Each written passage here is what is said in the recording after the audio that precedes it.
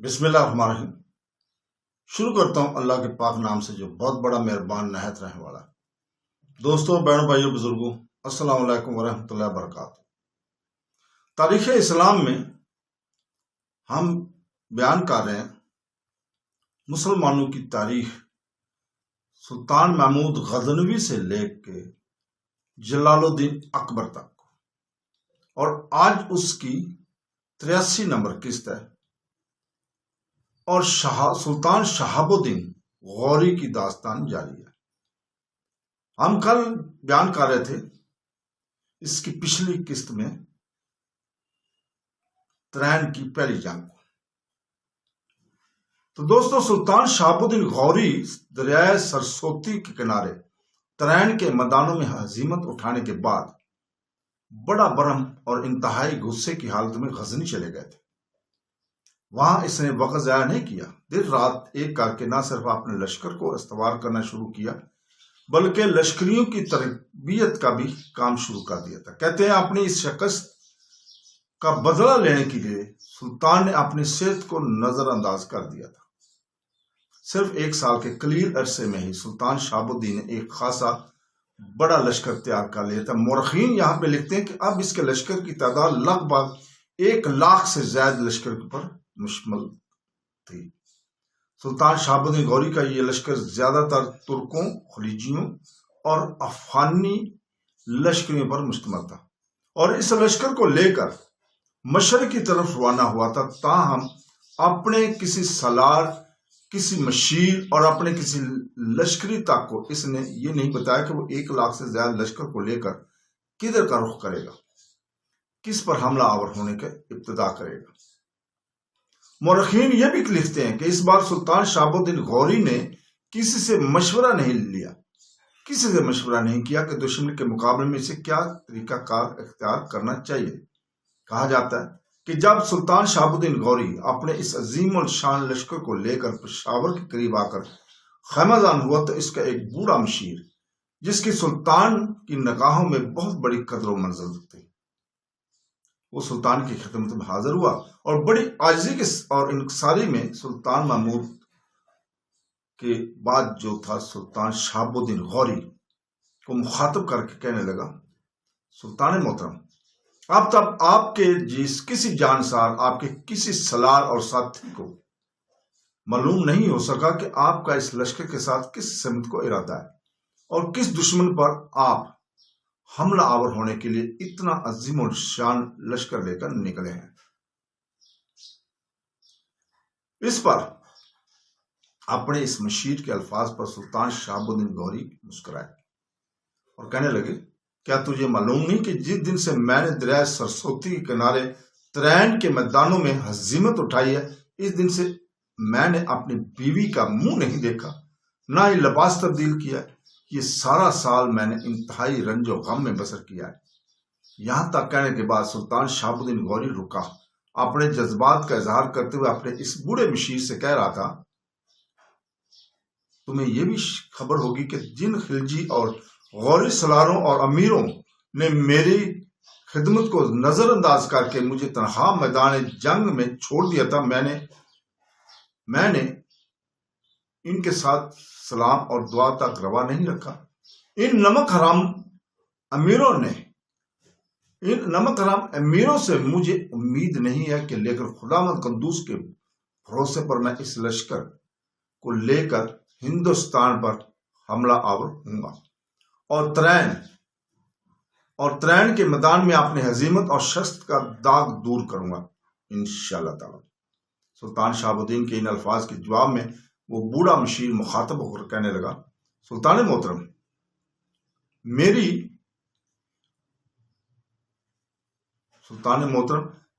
ایک التجا ہے،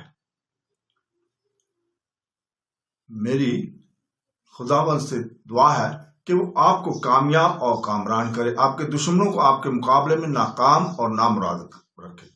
مجھے امید ہے کہ اس سارے سردار امیر اپنی پچھلی غفلت کی تلافی اس بار خوب کریں گے۔ مجھے یہ بھی امید ہے کہ لشکر کے سارے سالار اور سردار ترین کی پچھلی جنگ کے دامن سے بزدلی کے دھبے اپنے خون سے دھو کر ہمیشہ میں شیر کے لیے اپنا نیک نام میں چھوڑنے کا اہتمام ضرور کریں گے۔ یہاں تک کہنے کے بعد وہ بوڑھا شیر رکا، وہ بوڑھا مشیر رکا، پھر اپنے مطلب کی طرف آتے ہوئے کہنے لگا، سلطان محترم، آپ کے اس قدیم نمک خوار کی یہ بھی درخواست ہے کہ آپ اپنے سارے سالاروں اور امیروں کا قصور معاف کر دیں اور انہیں شرف باریاب بھی عطا کریں۔ آپ کا یہ سلوک آپ کے سالاروں اور رسوا کو خود بخود راہ راست پر لے آئے گا۔ دل و جان سے اس امر کی کوشش کریں گے وہ کہ گزشتہ بدنامی کو نیک نامی سے بدل کر اپنے آقا کا حق ادا کریں گے۔ مورخین لکھتے ہیں کہ شہاب الدین محمد غوری اپنے اس بوڑھے مشیر کی یہ بات سن کر اس کو یہ اچھی لگی اور اس نے اسی وقت پشاور کے نواں میں دربار عام منعقد کر دیا اور اسی سالاروں اور امیروں کو جنہیں وہ ترین کی پہلی جنگ میں شکست کا ذمہ دار قرار دیتا تھا، انہیں ایک طرح سے معاف کر دیا گیا اور گراں قیمت خرچنے اور مرسا خنجر انہیں عطا کیے کہ گزشتہ غفلت کو معاف کر کے آئندہ احتیاط سے کام لینے کی تلقین بھی کی۔ اس کے بعد سلطان شہاب الدین غوری نے اپنے لشکر کے ساتھ پشاور سے کوچ کیا اور منزل پر منزل مارتا اور سلطان شہاب الدین غوری اپنے لشکر کے ساتھ آگے ہی بڑھتا رہا، یہاں تک کہ وہ ملتان پہنچ گیا۔ ملتان پہنچ کر سلطان شہاب الدین غوری نے اپنے ان سالاروں اور امیروں مرتبوں میں مزید اضافہ کیا۔ انہوں نے اس کی غیر موجودگی میں خیر خواہی اور نمک کا دامن نہ چھوڑا اور جنگ میں ان کی کارکردگی پسندیدہ رہی تھی۔ ملتان میں اس کے ساتھ چند دن قیام کرنے کے بعد سلطان شہاب الدین نے وہاں سے پھر لاہور شہر کی طرف کا کوچ کیا۔ لاہور پہنچ کر سلطان شہاب الدین محمد غوری نے اپنے لشکر کے ساتھ شہر کے نواں میں قیام کیا۔ دوسری طرف ہندوستان کے سارے راجا سلطان شہاب الدین غوری کے اپنے لشکر کے ساتھ اس طرح نقل و حرکت پر بھی گہری نگاہ رکھے ہوئے تھے۔ لاہور میں پڑاؤ کے بعد سلطان شہاب الدین غوری نے اپنے ایک امیر کو جس کا نام رکن الدین تھا سفیر بنا کر اجمیر کے راجا پرتھوی راج کی طرف روانہ کیا۔ رکن الدین حمزہ کی یہ کہ وہ مقامی زبان کے علاوہ مقامی تہذیب اور ہندوؤں اور آریوں کے دین سے بھی خوب واقفیت رکھتا تھا، اس لیے اسے سفیر بنا کر بھیجا۔ رکن الدین حمزہ کو جب اجمیر کے راجا پرتھوی راج کے سامنے پیش کیا گیا تو رکن الدین نے اسے سلطان شہاب الدین غوری کے حکم کے مطابق اسلام قبول کرنے کی ترغیب دی۔ جیسے قبل از وقت اسلامی دور حضور پاک صلی اللہ علیہ وسلم اور اس کے بعد کی جنگوں میں غزوات میں وہ دیا کرتے تھے، وہی طریقہ یہاں پہ آزمایا گیا۔ دوسری اور کہا گیا کہ ترغیب دی، دوسری صورت اس کے سامنے یہ پیش کی گئی کہ اطاعت قبول کر کے سلطان شہاب الدین غوری کو خراج اور جزیہ دینا قبول کرے۔ رکن الدین حمزہ نے اجمیر کے راجا پرتھوی راج کے سامنے جب یہ مطالبات رکھے تو پرتھوی راج کا رنگ غصے اور غضب ناکی میں تپتے ہوئے لوہے کی طرح سرخ ہو گیا تھا اور اس نے انتہائی غضب آلود آواز میں رکن الدین کو مخاطب کرتے ہوئے کہنے لگا، کیا بکواس کرتے ہو؟ اگر تم سفیر نہ آتے تو میں تمہاری گردن اڑا دینے کا حکم ابھی دے دیتا۔ تم ہمیں ہمارا دھرم چھوڑنے کے لیے کہتے ہو؟ ایک ایسا شخص جو ان سرزمینوں میں در انداز اور گھس بیٹھی ہے، وہ ہمیں اطاعت قبول کرنے اور فرما بردار بن کر رہنے کی پیشکش کر رہا ہے، حالانکہ ہم اس قابل ہیں کہ اسے اپنا فرما بردار، اپنا مطیع بنا کر رکھیں۔ پرتھوی راج جب خاموش ہوا تب رکن الدین بھی کسی قدر سخت لہجے میں مخاطب کر کے کہنے لگا، راجا تم ہمیں اور ہمارے سلطان کو در انداز اور گھس بیٹھی کہہ کر اپنی توہین کی ہے۔ اس طرح تم ہمیں الزام نہیں دے رہے ہو، اپنے آپ کو، اپنی قوم کو الزام دے رہے ہو۔ ان الفاظ کے جواب میں پرتھوی راج چوہان نے کھا جانے والے انداز میں رکن الدین حمزہ کی طرف دیکھا اور کہنے لگا، کھل کر کہو کیا کہنا چاہتے ہو؟ ہم تمہیں اور تمہارے سلطان کو پھر در انداز اور گھس بیٹھی کہتے ہیں، ایسا کہنے سے ہم پر کیا فرق پڑتا ہے؟ رکن الدین نے بھی چست مندی اور دلیری کا مظاہرہ کرتے ہوئے کہنا شروع کیا، راجا تمہارے ان دو الفاظ سے ہماری ذات پر تو نہیں، تمہاری اور تمہاری قوم پر بھی حرف گیری آتی ہے۔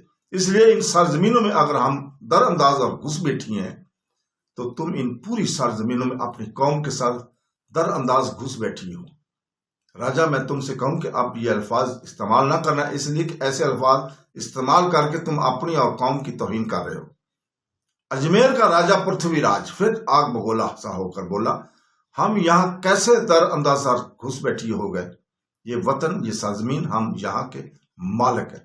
رکن الدین کے چہرے پر ہلکی سی مسکراہٹ نمودار ہوئی اور بڑے غور سے پرتھوی راج چوہان کی طرف دیکھتے ہوئے کہنے لگا، راجا کیا تم اس بات کو تسلیم کرتے ہو کہ تم اور تمہاری یہ قوم آریہ ہے؟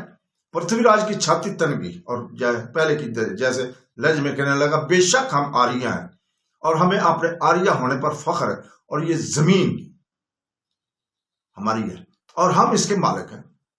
رکن الدین کے چہرے پر مینی خیز سی مسکراہٹ نمودار ہوئی، پھر وہ پرتھوی راج چوہان کی طرف دیکھتے ہوئے کہنے لگا، راجا صاحب اس بات کو تم تسلیم کر چکے ہیں کہ تم آریہ ہو، اور اب جو کچھ میں کہنا چاہتا ہوں یہ کہنے لگا ہوں کہ اسے ذرا غور، تحمل اور صبر سے سننا۔ میں تھوڑی ہی تفصیل کہوں گا، اس کے بعد راجا تم جو کچھ کہو گے میں چپ چاپ کھڑا ہو کر سنتا رہوں گا۔ راجا اگر تم لوگ آریہ ہو، پھر آریائی بشندے کچھ قبل مسیح بہتر چراگاہوں کے لیے پامیر سے چل کر جنوب کی طرف گئے۔ وہاں وہ دو حصوں میں تقسیم ہو گئے۔ ایک حصے نے بخارا اور سمرقند میں آباد ہونا پسند کیا، لیکن وہاں کے حالات معلوم نہ ہوئے تو ایران کی طرف بڑھے۔ ایران کی طرف بڑھنے والے انہی آرائیوں کا ایک گروہ ایران کے شمالی علاقے میدیا میں داخل ہوا اور دوسرا گروہ مشرقی ایران کی طرف آیا، پھر جنوب کی طرف بڑھا اور جنوبی ایران کے علاقہ پارس میں آباد ہو گیا۔ اس طرح میدیا اور پارس کے قدیم باشندے ان نو وارد آریوں کے ہاتھوں مارے گئے، اس لیے کہ ان نو وارد آریوں نے ان پر حملہ آور ہو کر ان کا خاتمہ کر دیا تھا، اور ایران کی قدیم سرزمین کے باشندے جو ان سے بچ رہے پہاڑوں میں کہیں ادھر ادھر منتشر ہو گئے تھے۔ بعض ایسے بھی تھے جنہوں نے حملہ آوروں کی غلامی قبول کر لی تھی۔ آریہ قبائل شروع میں ریوڑ چراتے تھے، رفتہ رفتہ کھیتی باڑی بھی کرنے لگے، لیکن انہیں یہاں چین نصیب نہ ہوا۔ ان کی پڑوس میں آشوری آباد تھے، اور ایک قد آور شہرہ میسور پوٹامیا سے نکل کر زارگرست کے کوستانی سلسلے سے ہوتی ہوئی میدیے تک پہنچتی تھی۔ اس راستے سے آریہ آئے دن آشوریوں پر حملہ کرتے رہتے تھے۔ انہیں مجبوراً سلامتی کی خاطر آریوں کا بازگزار ہو کر رہنا پڑا تھا۔ راجا آریوں کے دوسرے گروہ نے ہندوستان کی سرزمین کا رخ کیا۔ جس طرح ایران میں آریوں نے دخل ہو کر ایران کے قدیم باشندوں کا قتل عام کیا تھا، اسی طرح ہندوستان میں داخل ہو کر آریوں نے اپنے قدم جماتے ہوئے ہندوستان کے قدیم یعنی دراوڑوں کا قتل عام شروع کیا۔ دراوڑ امن پسند باشندے تھے، ترقی یافتہ تھے۔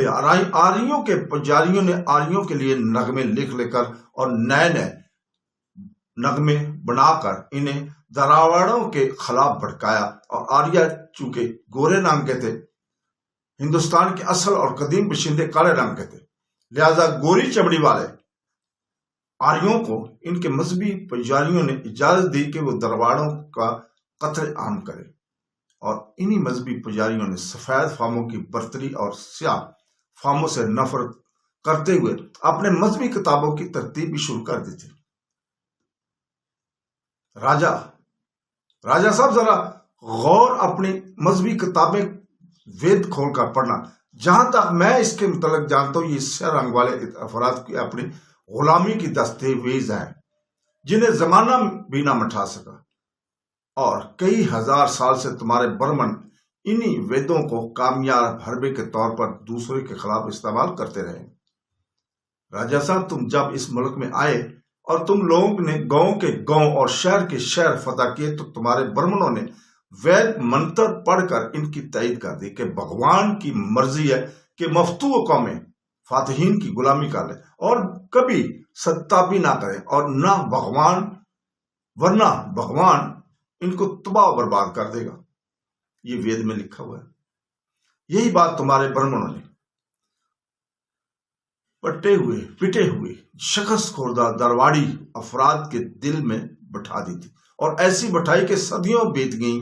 اگر وہ درواڑ بیچارے تعداد میں کم ہونے کے باوجود مٹھی بھر گورے برمنوں اور کھشتریوں کے خلاف بغاوت کرنے کا نہ سوچ سکے تو اپنے سماجی اور سیاسی اور مذہبی حقوق مانگ سکے۔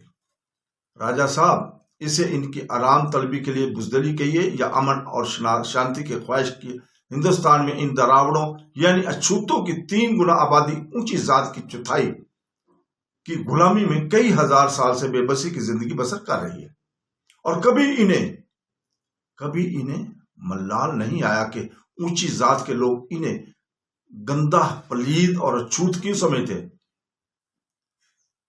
اور انہیں وہ کیوں اچھوت جانتے ہیں۔ راجہ صاحب تم آریوں کی بدبختی یہ ہے کہ تم میں سے برہمن، چھتری یا بنیا تو اپنے گھر کے غریب اور اچھوت اور ڈال لیتا ہے اور اس سے بچے بھی پیدا کرتا ہے، مگر پھر ان بچوں کو معاشرے میں کوئی مقام نہیں ملتا اور اس کا برعکس نہیں ہوتا، یعنی کسی اچھوت کو اجازت نہیں کہ وہ کسی برہمن یا کسی چھتری عورت کو اپنے گھر ڈالے اور اس سے ذات کے بچے پیدا کر سکے۔ کیا تم نے کبھی سوچا ہے کہ انسانوں کے جگمگٹھے میں یہ کیوں ہے؟ یہاں تک کہنے کے بعد رکن الدین رکا، پھر اپنی بات کو آگے بڑھاتا ہوا کہنے لگا، راجہ صاحب تمہارے برہمنوں نے اپنی طرف سے وید لکھ کر ان میں یہ ذہن میں بات ڈال دی ہے کہ ایشور یعنی خدا اچھوتوں کو پسند نہیں کرتا، اور اس نے ازل ہی میں فیصلہ کیا تھا کہ ہندوستان کے قدیم باشندوں کو آریوں کا غلام بنا دے گا اور ان کو ہمیشہ تباہ و برباد رکھے گا، برمنوں اور بنیوں کے ہاتھوں ذلیل اور خوار کرتا رہے گا، انہیں بلیچ ناپاک کلائے گا اور تمہیں اعلیٰ ذات کے افراد قرار دے کر زندگی بسر کرنے کے لیے فراہم کر دے گا۔ راجہ صاحب تم لوگوں کو یہ کس نے اجازت دی کہ تم آریا اپنے آپ کو تو اونچے کہو؟ یہاں کے اصل باشندے جو ان سرزمینوں کے مالک تھے انہیں چھوت کہہ کر پکارو۔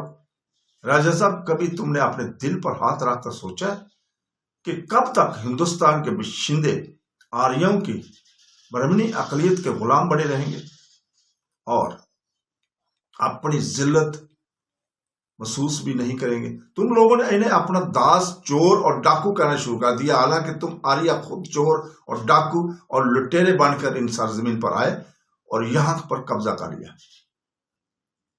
یہاں تک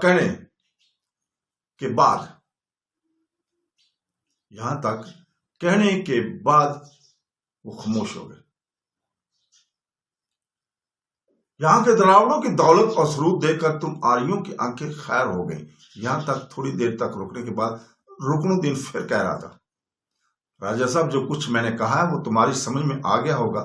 ہندوستان کے اصل باشندے اور مالک اور وارث دراوڑ ہیں، جن میں اکثر کو تم لوگوں نے موت گھاٹ اتار دیا تھا، باقی کو جنوب کی طرف دھکیل دیا، حالانکہ تم آریوں کا اس سرزمین سے کوئی تعلق نہیں تھا، تم یامیر کے رہنے والے تھے۔ اگر تم یامیر سے نکل کے ہندوستان میں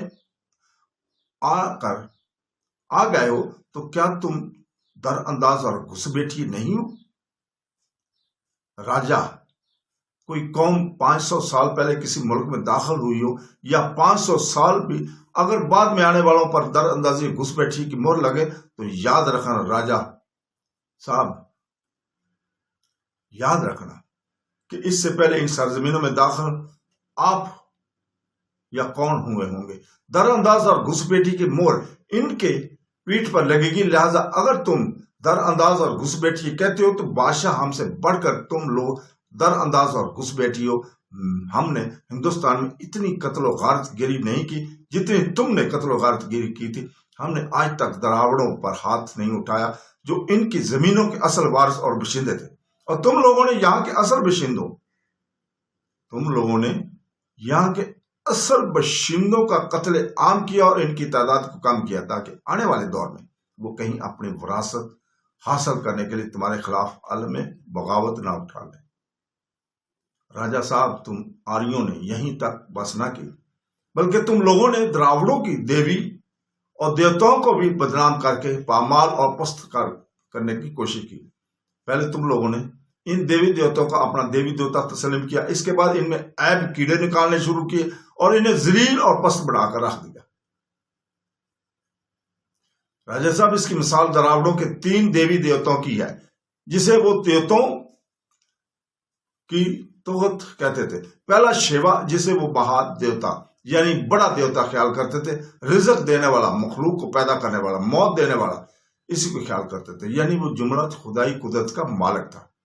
دوسری اس کی بیوی پاری تھی، یہ شیوا کی بیوی تھی اور پرجا کی دیکھ بھال کرتی تھی. اور تیسرا دونوں کا بیٹا گنیش، اسے دراوڑ عقل کا دیوتا خیال کرتے تھے. لیکن تم لوگوں نے کچھ عرصہ تو دیوی دیوتاؤں کی پوجا پاٹ کی، ان کا احترام کیا. اس کے بعد تم لوگوں نے ان کی دیوی دیوتاؤں کو مانا ضرور، تسلیم ضرور کیا، لیکن ان کے حقوق کے اندر تم لوگوں نے اپنی طرف سے تبدیلی کر دی.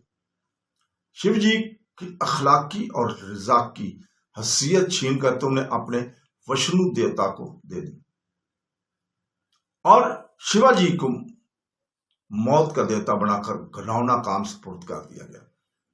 پاروتی جو پرجا کی دیکھ بھال کرنے والی دیوی تھی، تم لوگوں نے اسے اپنے دیوتاؤں سے کم کرنے کے لیے گانے بجانے اور موسیقی کی دیوی بنا دیا.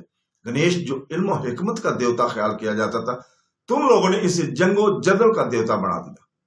اگر تم لوگوں کو دراوڑوں سے اتنی ہی نفرت تھی تو پھر ان کے دیوی دیوتاؤں کو اپنانے کی کیا ضرورت تھی؟ کیا ایسا کر کے تم لوگوں نے خود اسے ہاتھوں سے اپنے دین دھرم کی دھجیاں نہیں اڑا دی؟ راجا، تمہارے برہمن گوشت نہیں کھاتے، گوشت کھانے والوں سے نفرت کرتے ہیں، مگر تمہاری مقدس کتاب وید گوشت کھانے کی ترغیب دیتی ہے.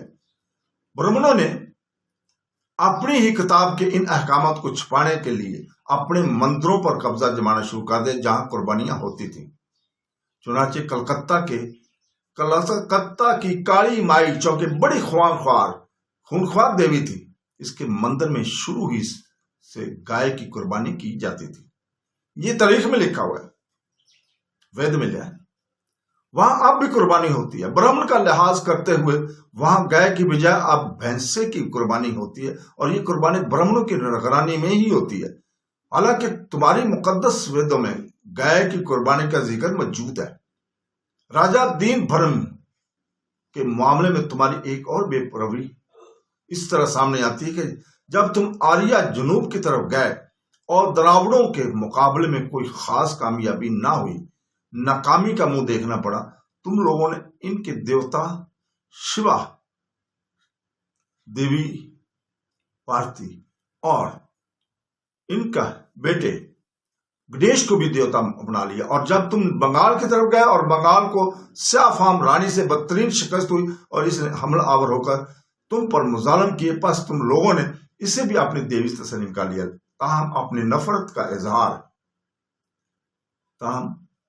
کا اظہار کے لیے گلے میں بچوں کی کھوپڑیوں کا ہار، اس کے کمر میں ہاتھوں کا گگرا پہنا دیا گیا، یعنی وہ ڈین تھی، بچوں کو کھا جاتی تھی. تاہم اب بھی تم ہندو لوگ اسے دیوی تسلیم کرتے اور کلکتہ جانے والے اسے نمسکار کرتے ضرور جاتے ہیں اور پرساد بھی چڑھاتے ہیں. رکن الدین حمزہ جب خاموش ہوا تب بڑے غور اور کسی قدر ناپسندگی کا اظہار کرتے ہوئے راجا پرتھوی راج چوہان اس کے طرف دیکھتے ہوئے کہنے لگا، مسلمانوں کے قاصد تو ہمارے دین دھرم کی بات نہ کر، اس لیے کہ یہ ہمارا اپنا دھرم ہے. اس میں ہم تبدیلی کریں یا اضافہ کریں یہ ہمارا ذاتی معاملہ ہے. رہی بات دراوڑوں کی، تم کہتے ہو کہ وہ ان سرزمینوں کے مالک تھے. ہم نے ان کی ملکیت اور ان کی وراثت سے انہیں مرحوم کیا، تم جھوٹ کہتے ہو، اس لیے کہ دراوڑ نہ ان زمینوں کے مالک تھے اور نہ وارث۔ تم نے اگر اپنی زندگی میں کسی دراوڑ کو دیکھا ہو تو اندازہ لگاؤ کہ ان کے خد و خال، ان کی سیاہ رنگت، اڑے چہرے، مضبوط جسم اس بات کی شہادت دیتے ہیں کہ وہ یہاں کے رہنے والے نہیں تھے، وہ افریقہ کے رہنے والے تھے اور وہاں سے نکل کر یہاں ان سرزمینوں پر آ کر آباد ہو گئے۔ ہم نے اگر پامیر سے اٹھ کر یہاں آ کر آباد ہوئے ہیں اور یہاں کا رخ کیا ہے تو انہیں جنوب کی طرف دھکیل دیا اور خود ان کی شمالی سرزمینوں میں قابض ہو گئے، تو ہم نے کون سا جرم اور پاپ کیا ہے؟ پرتھوی راج چوہان جب خاموش ہوا تب مسکراتے ہوئے رکن الدین حمزہ کہنے لگا، راجا صاحب تو نے بھی خوب بات کی، اگر دراوڑ بھی ان سرزمینوں کے مالک نہیں تھے تو وہ در انداز گھس بیٹھے تھے، تم بھی ان سرزمینوں کے مالک نہیں ہو، لہذا در انداز ہو، لہذا تمہارے بعد جب کوئی ان سرزمینوں میں در انداز کی حیثیت سے داخل ہوگا تو تمہیں کیا حق بنتا ہے کہ اسے روکو، اس لیے کہ جس جرم سے تم اسے روکنا چاہو گے وہ جرم تو پہلے خود ہی تم کر چکے ہو۔ رکن الدین کی خاموش ہونے پر پرتھوی راج کچھ دیر خاموش رہ کر سوچتا رہا، پھر کہنے لگا، میرے مخبروں نے اطلاع کر دیا کہ تمہارا سلطان شہاب الدین غوری اپنے لشکر کے ساتھ لاہور پہنچ چکا ہے۔ اگر تم یہ سمجھتے ہو کہ جس طرح دراوڑ اس سرزمین پر آئے، جس طرح ہم ان سرزمینوں میں داخل ہوئے، اس طرح تم بھی یہاں وارد ہوگا، یہاں کامیاب ہو جاؤ گے، تو یہ تمہاری بھول ہے، یہ تمہاری بھول ہے اور تمہاری غلطی ہے۔ ہم تو تم لوگوں کو مار مار کر یہاں سے ایسا بھگائیں گے کہ دوبارہ یہاں قدم نہیں رکھ سکو گے، ان سرزمینوں کا رخ کرنے کی ہمت اور جرت نہیں کرو گے۔ میری سمجھ میں یہ بات نہیں آ رہی کہ اس سے پہلے ترین کے میدان میں ہم لوگ تمہیں بدترین شکست دے چکے ہیں، شکست اٹھا کر تم لوگ بھاگ بھی گئے، بلکہ تمہارے سلطان شہاب الدین محمد غوری میرے بھائی گوبند رائے کی تلوار سے زخمی بھی ہوا اور اس کے بچنے کی کوئی امید نہیں تھی۔ جب وہ ترین کے میدانوں میں شکست اٹھا کر بھاگا تو یہی خیال کرتے تھے کہ وہ غزنی پہنچتے پہنچتے راستے میں دم توڑ چکا ہوگا، لیکن اگر وہ زندہ بچ گیا ہے اور دوبارہ ترین کے میدانوں کو آباد کرنا چاہتا ہے تو اس کے لیے ہم تیار ہیں۔ اس بار ہم اسے اور اس کے سارے لشکری کو واپس نہیں جانے دیں گے، ترین کے میدان میں سب کا قتل عام کر دیں گے تاکہ ہم ان جیسی در اندازی کرنے کی کسی کو ہمت، جرت اور جسارت نہ دوبارہ ہو۔ یہاں تک کہنے کے بعد اجمیر کا راجہ پرتھوی راج خاموش ہو گیا۔ اس کے بعد فیصل کن انداز میں رکن الدین حمزہ کو مخاطب کر کے کہنے لگا، اب اس موضوع پر مزید میں تم سے کوئی گفتگو نہیں کرنا چاہتا، واپس اپنے سلطان شہاب الدین غوری کے پاس جاؤ جو اس وقت لاہور میں قیام کیے ہوئے ہے، اور میری طرف سے اسے پیغام دو کہ اس بہتری اور اس کی بھلائی، اس کی عافیت اور خیریت اسی میں ہے کہ جن قدموں سے وہ لاہور تک پہنچا ہے، غزنی سے وہیں سے پلٹے واپس اپنے شہر غزنی کی طرف چلا جائے۔ اگر وہ ایسا نہیں کرے گا تو پھر اسے اور اس کے لشکریوں میں سے کسی کو بھی زندہ سلامت واپس اپنے شہروں کی طرف جانا نصیب نہیں ہوگا۔ اس طرح رکن الدین حمزہ اپنے سلطان شہاب الدین غوری کے کہنے پر سلطان کا پیغام دے کر واپس سلطان کے پاس لاہور پہنچ گیا تھا۔ اس کے بعد اجمیر کے راجہ پرتھوی راج نے اپنے کام کی ابتدا کی۔ اس ہندوستان کے تمام راجاؤں کو اپنی مدد کے لیے خطوط لکھے۔ سبھی راجاؤں نے راجہ پرتھوی راج کے ساتھ دینے کا عہد کیا اور خط ملتے ہی اپنے اپنے لشکر لے کر اس کی مدد کے لیے چل پڑے، اور کچھ ہی دنوں میں تمام ہندوستان کے راجہ اجمیر کے راجہ پرتھوی راج چوہان کے گرد جمع ہو گئے تھے۔ کہتے ہیں اس موقع پر اجمیر کے نواح میں لگ بھگ 3 لاکھ راجپوتوں کا ایک لشکر جمع ہو گیا تھا۔